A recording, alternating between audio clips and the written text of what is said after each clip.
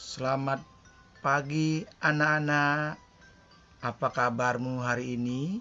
Semoga selalu dalam keadaan sehat walafiat. Bertemu lagi bersama Pak Guru Ineng Harijana dalam pembelajaran daring yang anak-anak lakukan dari rumah akibat masih terjadinya wabah virus COVID-19 yang melanda negara kita. Virus merupakan salah satu makhluk hidup. Ciri khusus makhluk hidup yaitu mampu melakukan perkembangbiakan. Nah, tumbuhan salah satu bagian dari makhluk hidup yang juga mampu melakukan perkembangbiakan. Baiklah anak-anak, hari ini Pak Guru akan menjelaskan mengenai perkembangbiakan generatif pada tumbuhan.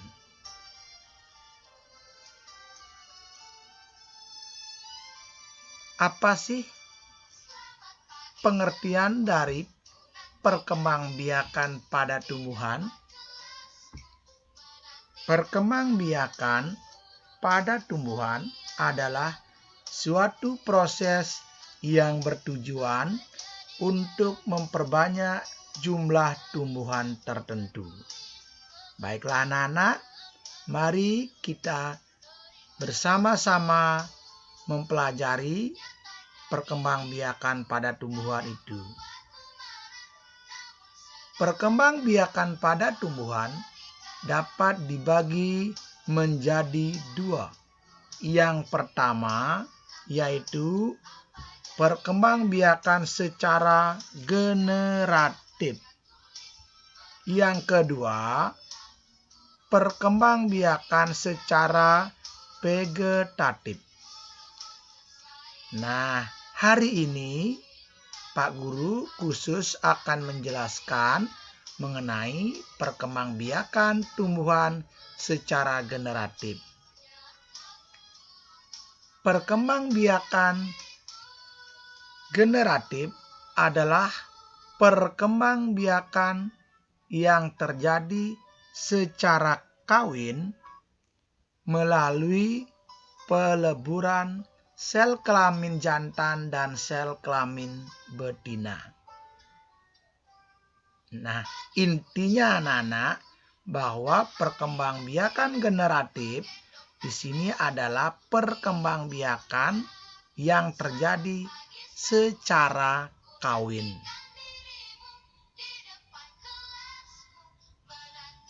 Dalam perkembangbiakan secara generatif pada tumbuhan, ya tentunya ada alat perkembangbiakannya. Apakah alat perkembangbiakannya itu? Yaitu bunga.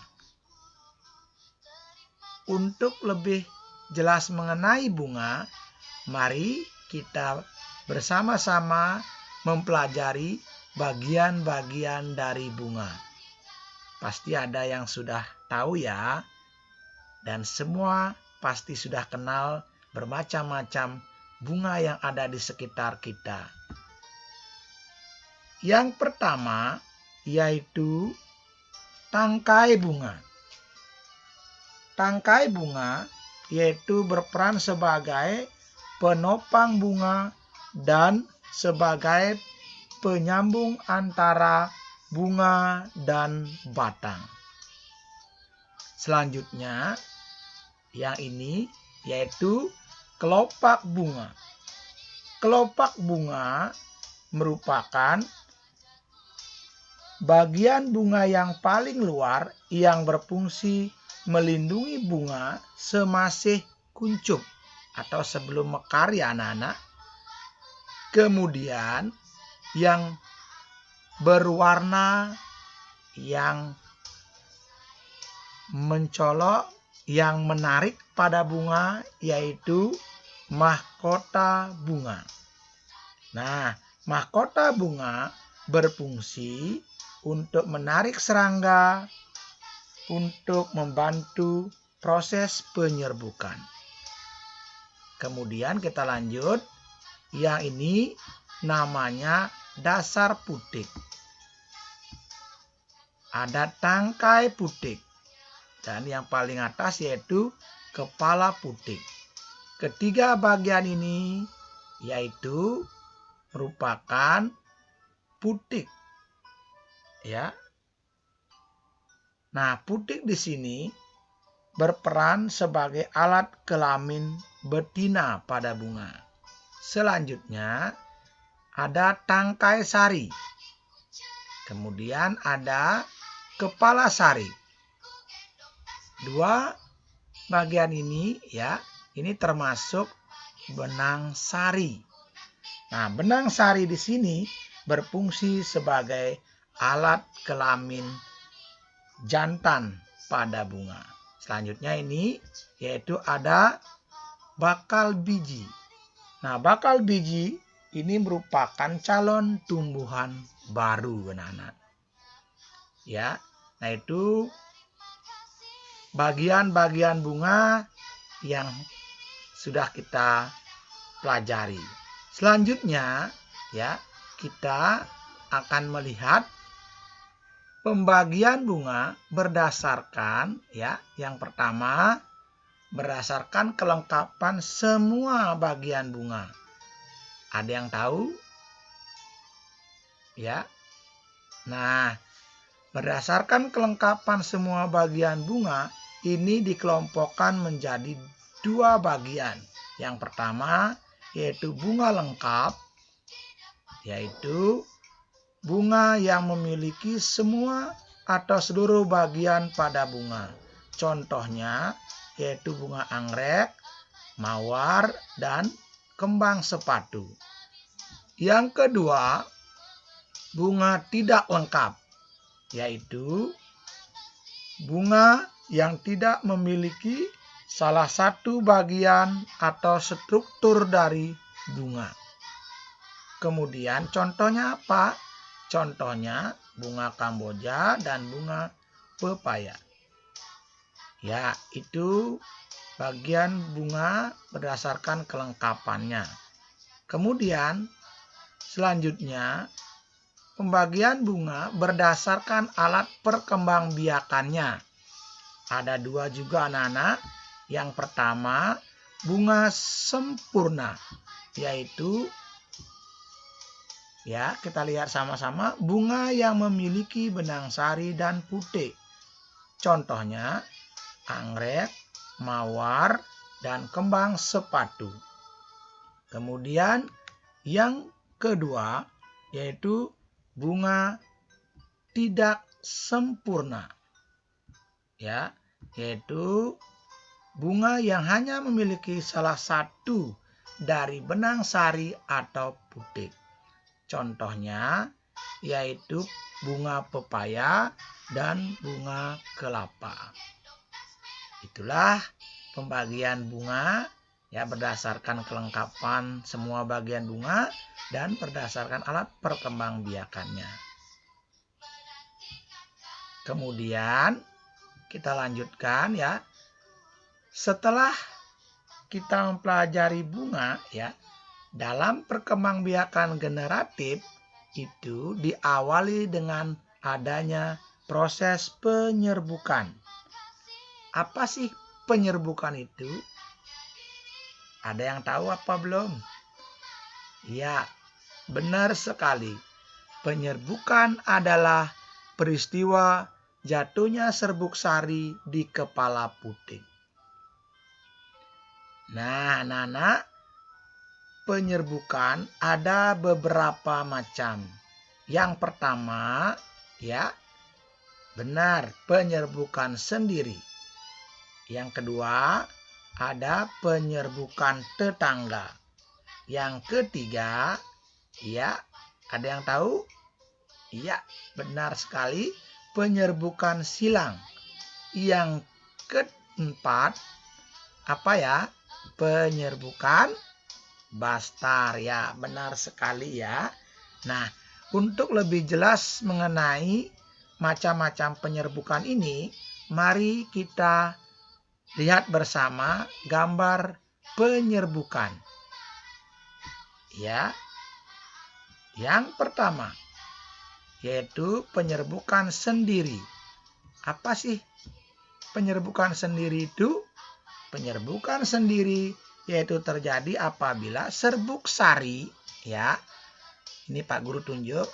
Apabila serbuk sari jatuh di kepala putik bunga yang sama, ya. Nih, yang sarinya jatuh di sini ya. Yang pertama. Kemudian yang kedua yaitu penyerbukan tetangga. Nah, penyerbukan tetangga yaitu terjadi apabila serbuk sari jatuh di kepala putik pada bunga yang masih satu tumbuhan. Nih, ke sini ya. Kemudian yang ketiga yaitu penyerbukan silang. Penyerbukan silang terjadi apabila serbuk sari jatuh di kepala putik bunga tanaman lain yang masih satu jenis. Nih, bisa ke sini jatuhnya. Atau ini bisa ke sini. Kemudian selanjutnya yang keempat, penyerbukan bastar. Nah, penyerbukan bastar ini terjadi apabila serbuk sari jatuh di kepala putik bunga lain yang sejenis tetapi berbeda varietasnya. Ya. Nah, itu anak-anak macam-macam penyerbukan. Ada 4 macam ya. Penyerbukan sendiri, penyerbukan tetangga, penyerbukan silang, dan penyerbukan bastar. Selanjutnya kita akan mempelajari proses penyerbukan. Nah, proses penyerbukan pada tumbuhan ini ada beberapa macam. Yang pertama yaitu penyerbukan oleh angin. Ciri khususnya yaitu serbuk sarinya banyak, kecil, dan ringan. Biasanya ini terjadi pada tanaman tebu dan alang-alang. Kemudian yang kedua, penyerbukan oleh hewan. Cirinya yaitu bunga mahkota bunganya besar, memiliki bau yang khas, serbuk sarinya lengket. Contohnya yaitu pada tanaman jeruk dan jambu. Kemudian yang ketiga, penyerbukan dibantu oleh air. Ya, ini terjadi pada tanaman atau tumbuhan ganggang ya. Kemudian yang keempat, penyerbukan oleh manusia. Ya, berarti di sini manusia yang mengantarkan serbuk sari ke kepala putik sehingga terjadi penyerbukan. Contohnya yaitu pada tanaman vanili. Nah, itu proses penyerbukan yang terjadi pada tumbuhan. Kemudian ya. Nah, setelah terjadinya proses penyerbukan, maka akan terjadi proses pembuahan. Bagaimana proses pembuahan tersebut? Mari kita sama-sama melihat gambar ini. Ya, Pak Guru akan jelaskan ya. Dari tanaman atau bunga ini akan terjadi proses penyerbukan, yaitu benang sari jatuh di kepala putik, ya. Kemudian terjadi peleburan antara sel kelamin jantan dan sel kelamin betina, nanti akan menghasilkan sigot. Sigot akan berkembang menjadi biji. Ini ya bijinya anak-anak. Ya, nah biji inilah nanti yang akan berkembang menjadi calon tumbuhan baru setelah kita tanam. Sehingga tumbuh menjadi tanaman yang besar kembali. Nah, anak-anak, itulah proses ya dari penyerbukan sampai terjadi pembuahan dan terjadinya biji. Kuncinya di sini, kata kuncinya ya, bahwa pembuahan terjadi dari penyerbukan, kemudian dari pembuahan itu akan menghasilkan sigot, ya. Dari sigot akan menghasilkan biji yang merupakan calon tumbuhan baru. Ya, baik anak-anak,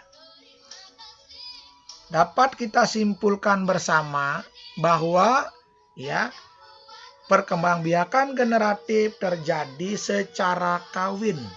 Kemudian ya dalam perkembangbiakan generatif ya mempunyai alat perkembangbiakan yaitu bunga.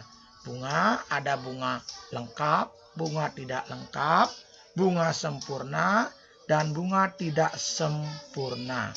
Kemudian dalam perkembangbiakan generatif diawali dengan proses penyerbukan yang nantinya dari penyerbukan itu akan terjadi pembuahan yang akan menghasilkan biji sebagai calon tumbuhan baru.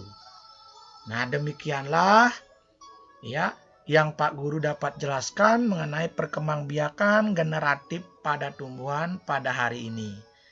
Pesan Pak Guru, tetap semangat, jaga kesehatan, ya, walaupun belajar dari rumah, tapi buatlah diri kita senang, sehingga kalau hati kita senang, kita akan selalu dalam keadaan sehat walafiat. Pak Guru tutup dengan terima kasih.